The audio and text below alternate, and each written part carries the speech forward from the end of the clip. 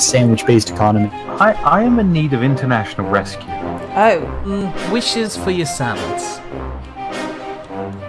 Edible. Fine. I broke another bowl. Empty bowls are now a currency. Yeah. This sounds like an adventure, and I could do with an adventure.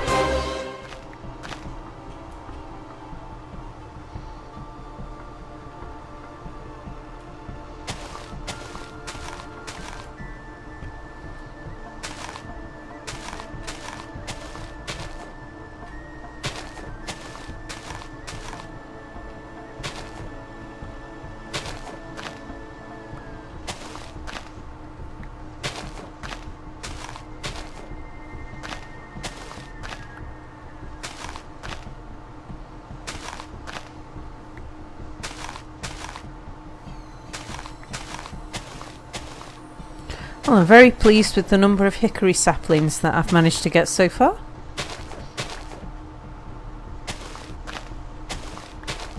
How many you got? I've got 14, so Almond brought me 5 from his travels, and I've got 14 so far off the trees. Nice. On its first harvest. It's a good haul.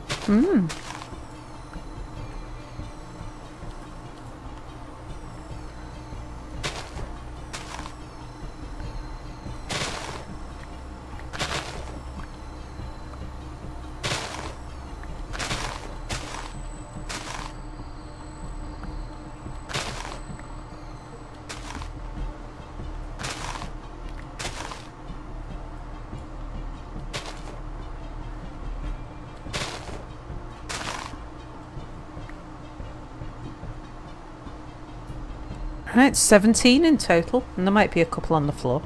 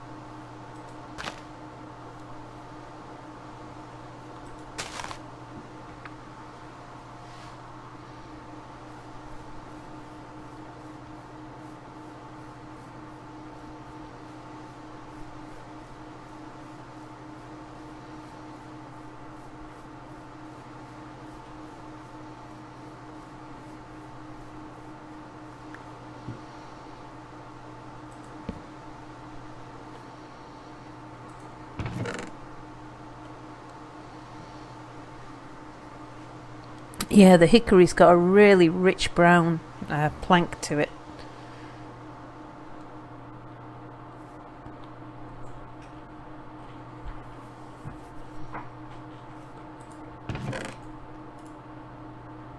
Nice bit of decking. Put a spa on it.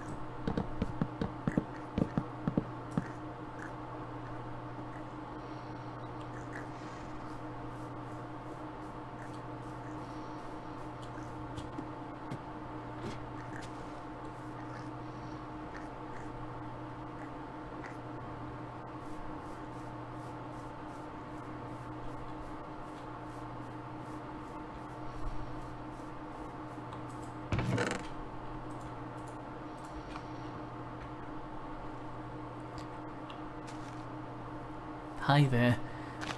Could you do me a tiny favour? Oh, hello.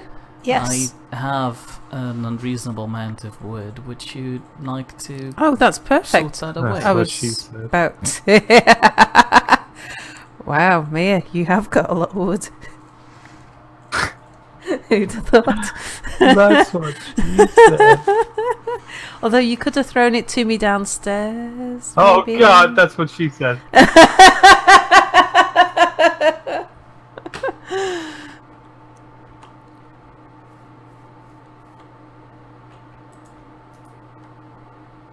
I think his brains just fell out.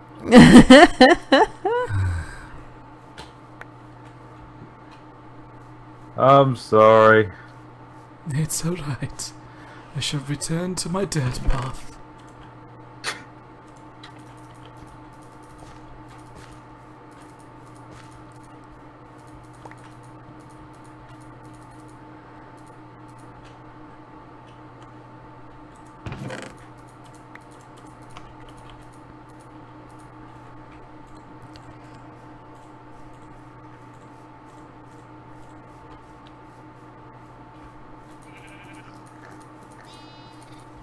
Oh, one of my roof trees has just grown. That's a good sign. Right. Pine. Where did pine go?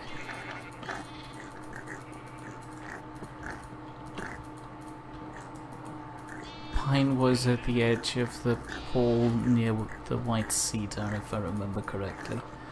Might be a bit full already.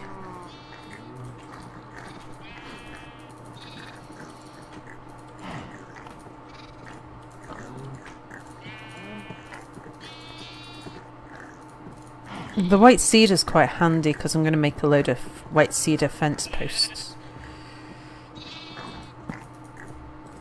Nice white picket fence.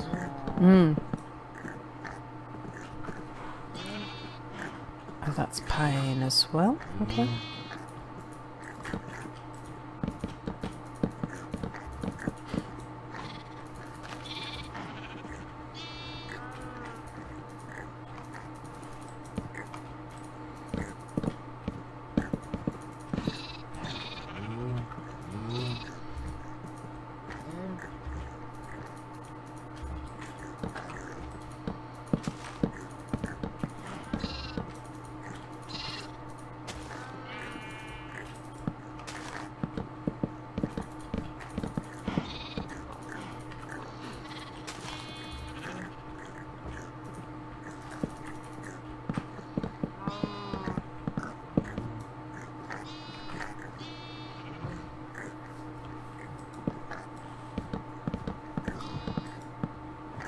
We've got quite a lot of pine now.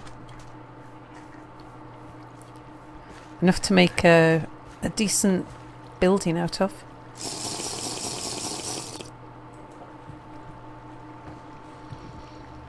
I imagine Almond will be quite happy about that. Yeah.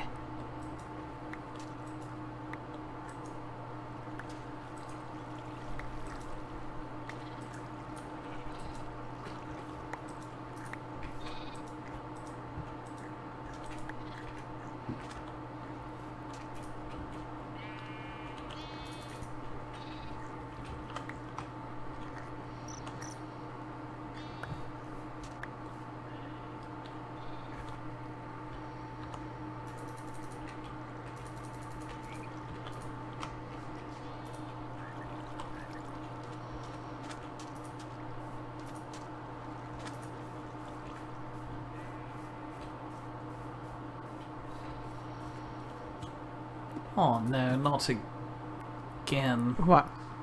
I think I lost my rope again. Oh. You're an unlucky boy. Are you actually on your horse? Mm-hmm. I don't think you can lose it while you're on the horse. Can you still steer the horse? I can still steer the horse, but I can't see the rope anymore. I think that's just a visual glitch then. Oh yeah, just got it back. Thank you. Never mind me then.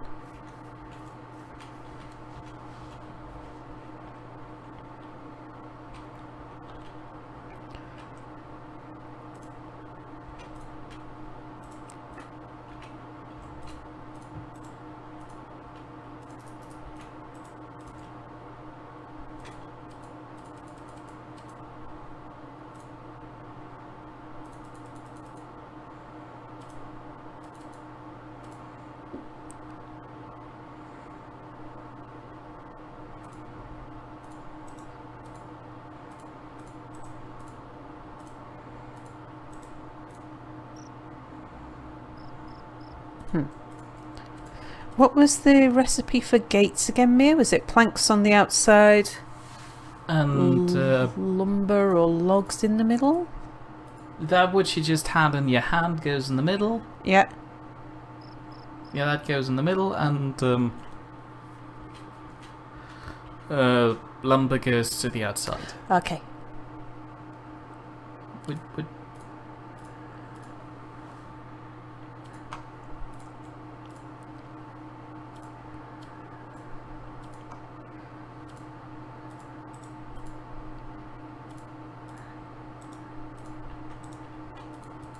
Oops.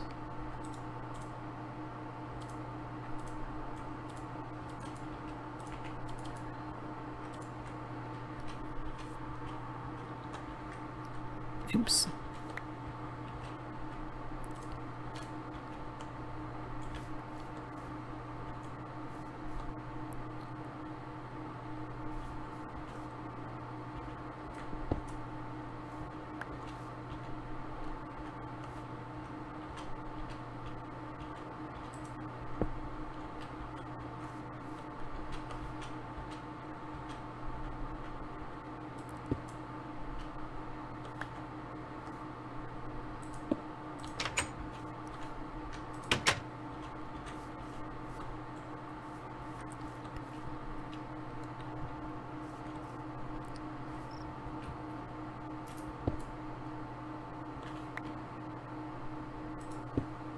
Yeah, put one in each of these, I think.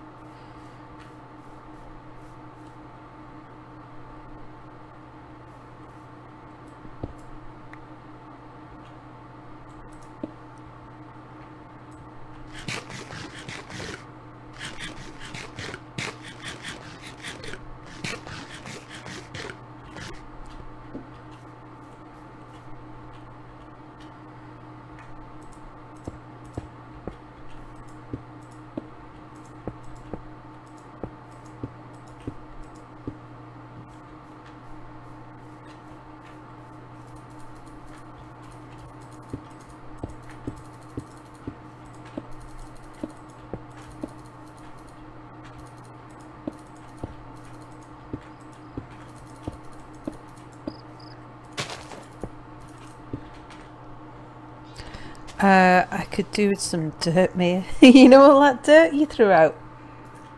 I threw down a hole. Have we got any more? of course. Ah, marvellous. Stored in the hole. Yeah. All you gotta do is dig it up. No, I'll be right with you. Excuse me, where are you? In the barnyard.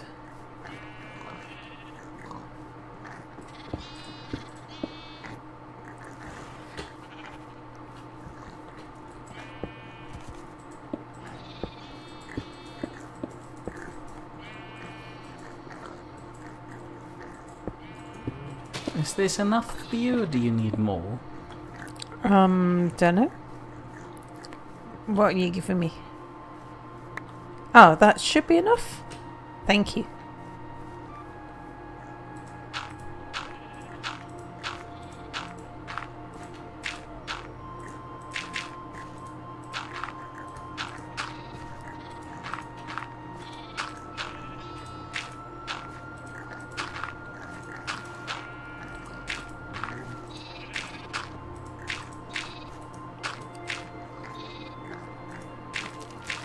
Oops.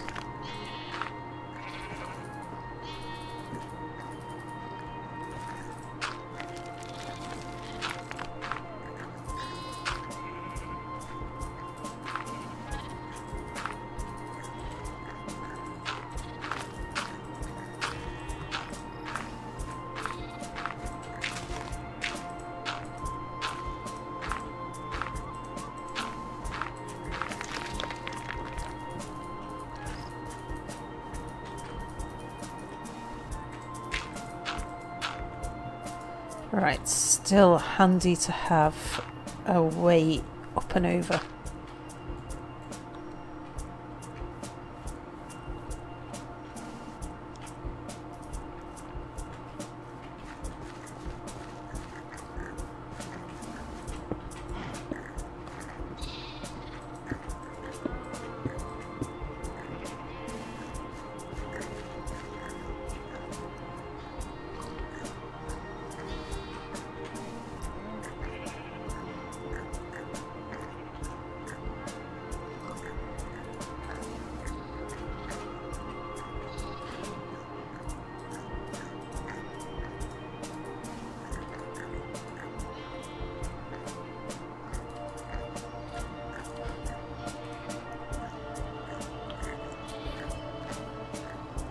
I'm starting to worry that by the time I'm done with my path, you'll have exhausted the quarry. Well, yeah, I am sorry to say that. There's marble under my feet. I think it's marble. Whoops. Oh, How that far was... away do you have to... Actually, Almond likes marble, so Yeah. this isn't too bad. Then again, how far away do you have to go to start another hole? Couldn't you Like just 3 put inches. down one right next to it? I could. I could make an even bigger hole. One the likes of which no one has ever seen before. Yeah, well, why would you want to do that? A hole so big it could swallow the world. It's a bit big. Call it a world hole. Are you sure, Sam? What if you accidentally drop something important in there, like your keys? That's gonna be a long climb. They'll put a sign. Careful. Caution. So, at least people won't sue us if they drop their things in there. Well, at least they'll be aware that, you know, it's their fault. That's the main thing. Yeah, it's always good to blame others, especially if they drop their children in there. Yeah, I mean, what you doing? Just dropping my children up at the hole? Yeah. Okay.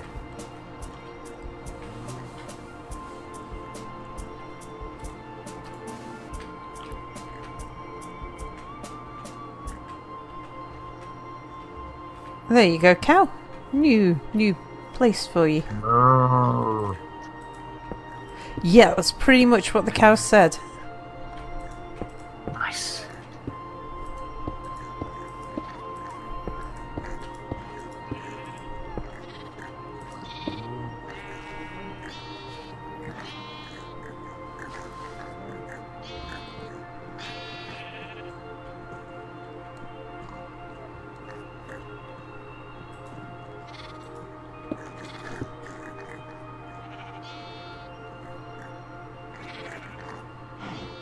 Come on, people, out of the corner. I need to get in the corner.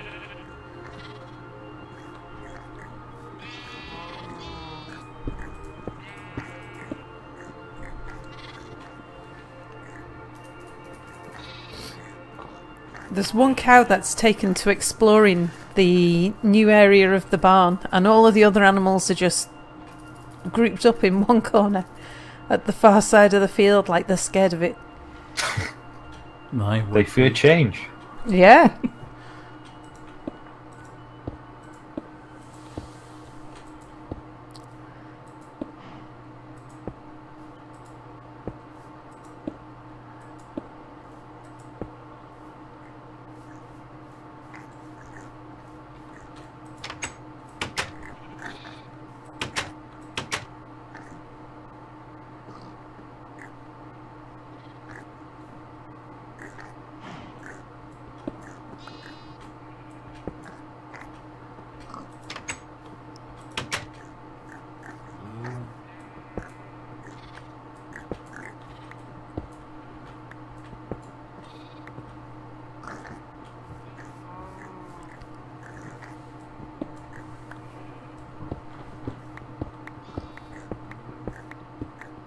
I'm making the fences taller this time, Mia, knowing the problem that we had with the snow last year.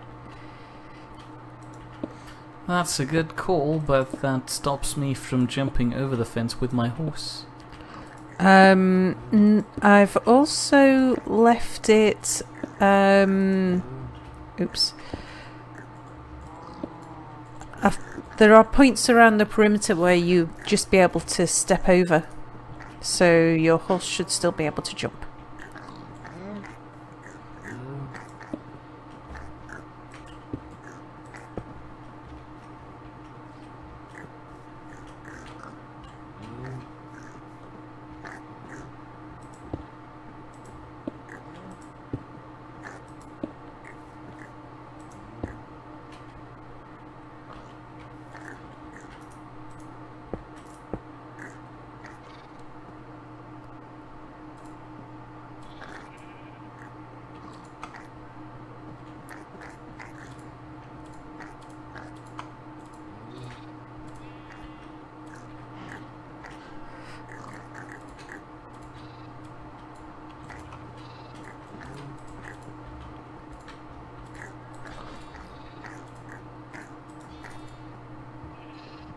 Oh, that's fence gates. Don't want fence gates.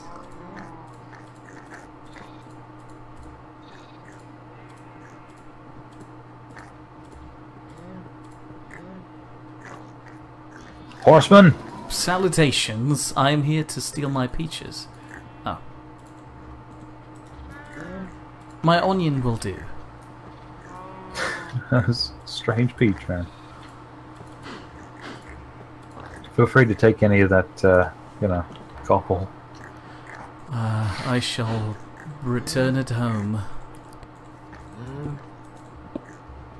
By which I mean I'll probably just toss it into this hole again.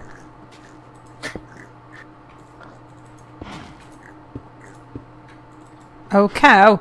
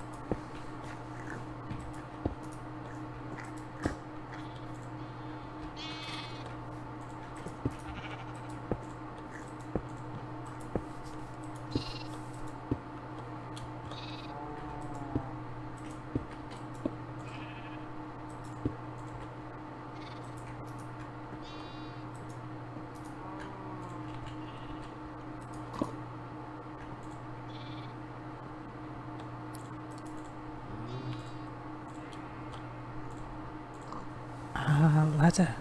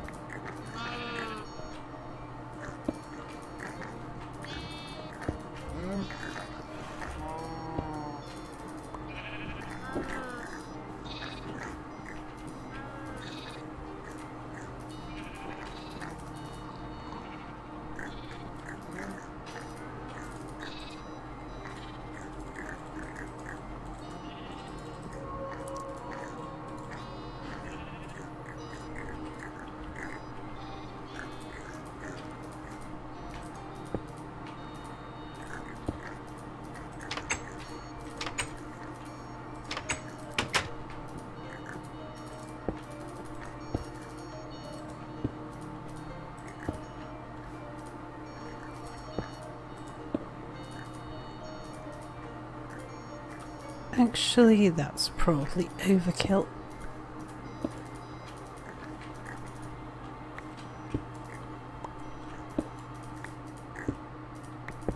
Oh, the leaves are turning colour on the trees. Hmm. It's that time of year again. Indeed.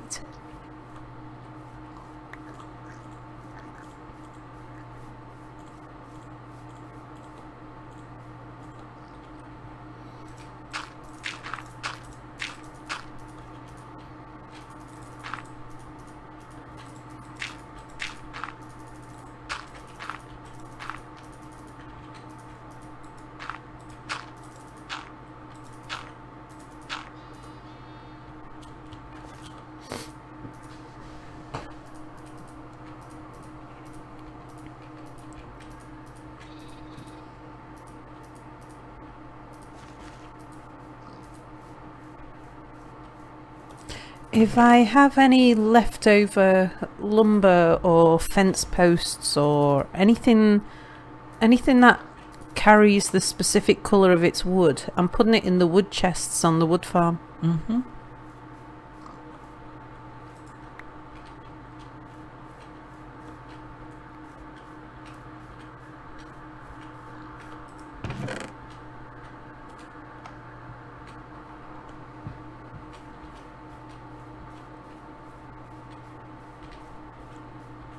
I should probably adapt that system and move all the wood and the storage up into the appropriate chests. So the only thing you can't put up there is the logs themselves.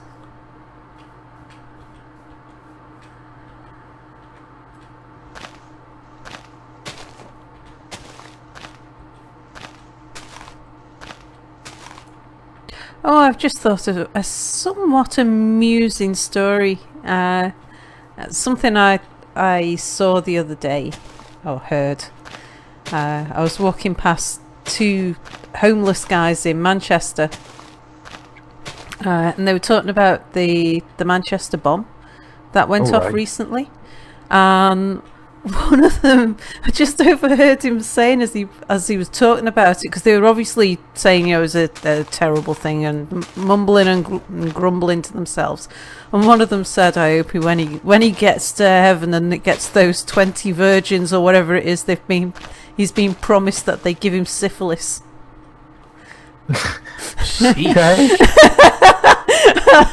And I just thought, what a concept. I hope those 20 virgins or whatever he's been promised give him syphilis. Just I don't know why, I just found it incredibly funny. It just sounds like people I work with. Did she at least give the homeless guy something in return for his witty comment? No, I carried on walking. Yeah, it would be awkward to interrupt that and say, "That's a good joke." That would It's a good joke, I'm not going to buy you alcohol or a sandwich, please go away. That, if you would do that, I would kind of incentivize homeless people to just become stand-up comedians at the side of the street. You see, homeless around here or whatever, just the street folk, they're very odd.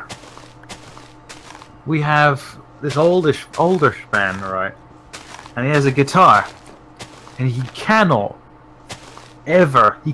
play the guitar. He just holds it, right, and hits it with one hand, like just goes ding ding ding ding ding, and he will walk the length and breadth of the high street here, shouting, just singing badly, but just shouting songs, ding, ding, ding, just having a whale of a go. He's a complete nut job. Love it though. Yeah, there is He doesn't even ask for money. There's an unfortunate relationship between mental health problems and people living rough. Yeah. My uncle has chronic schizophrenia, and if it wasn't for the family constantly intervening, that's where he'd have ended up. because he just doesn't. He's not able to keep in his head things like paying rent and stuff like that. It's because his behaviour is very reminiscent of the prophets in the Bibles. You know, he needs to go off on regular wanders for 40 days and 40 nights because the angels have told him to, and stuff. I mean, and I'm not making this up. This is genuinely. He is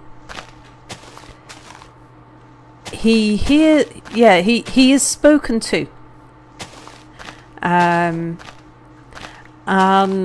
he sees souls, and he sees souls who are trapped, and to free the souls he has to go walk to them and find them.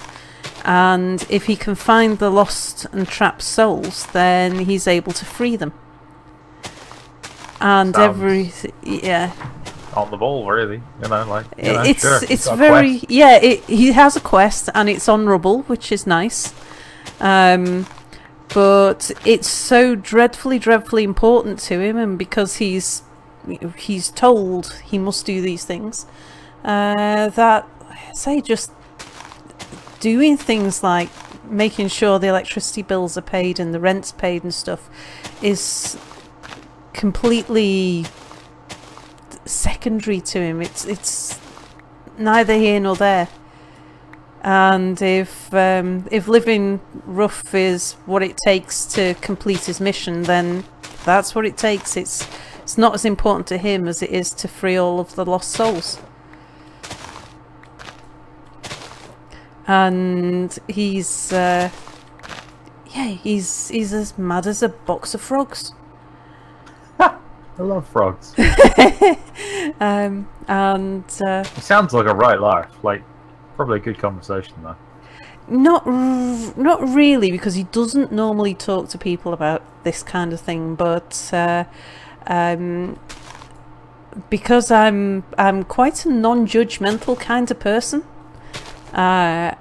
He's felt able to confide in me about what it is that his mission is and what it's all about, and I find it fascinating because I do see historical links to sort of the prophets of old and stuff like that, and thinking, yeah, you know, these are very kind of, because he's gone in great depth into sort of who he speaks to and what he hears and what he's told to do and stuff, and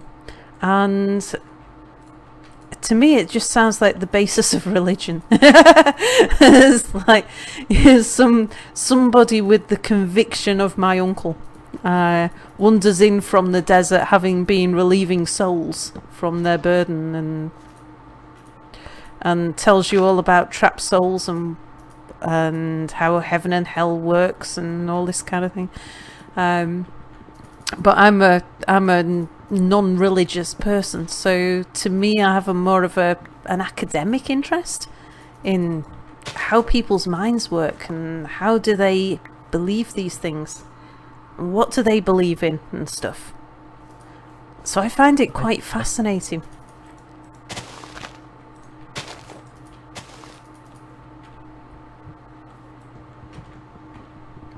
But yeah, modern society isn't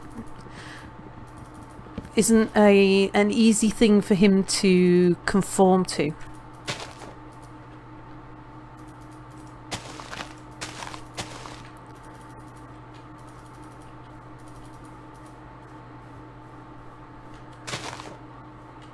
It's not the nicest thing to conform to.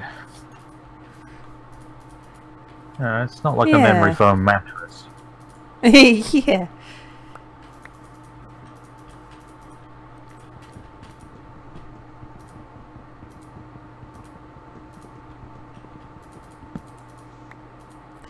But yeah, knowing that it's a product of his illness, a product of it's a chemical imbalance in his brain that makes him sort of hear external voices and paint the picture, the stories around it. I kind of understand that and seeing how many times he's been able to convince the medical profession and others that actually there is absolutely nothing wrong with him at all, because he hides it quite well when he knows that he needs to appear sane. And like I say, he is absolutely mad as a box of frogs.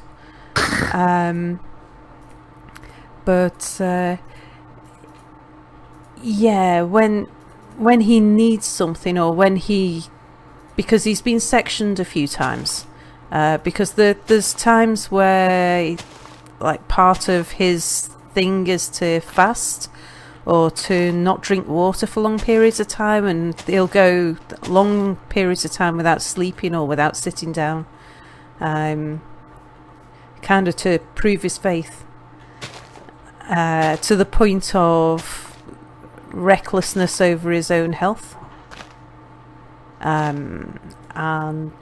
So when he goes through one of those phases, if like, so far he's been caught before he's managed to kill himself, or starve himself to death or something like that, and he always ends up in an institution at that point.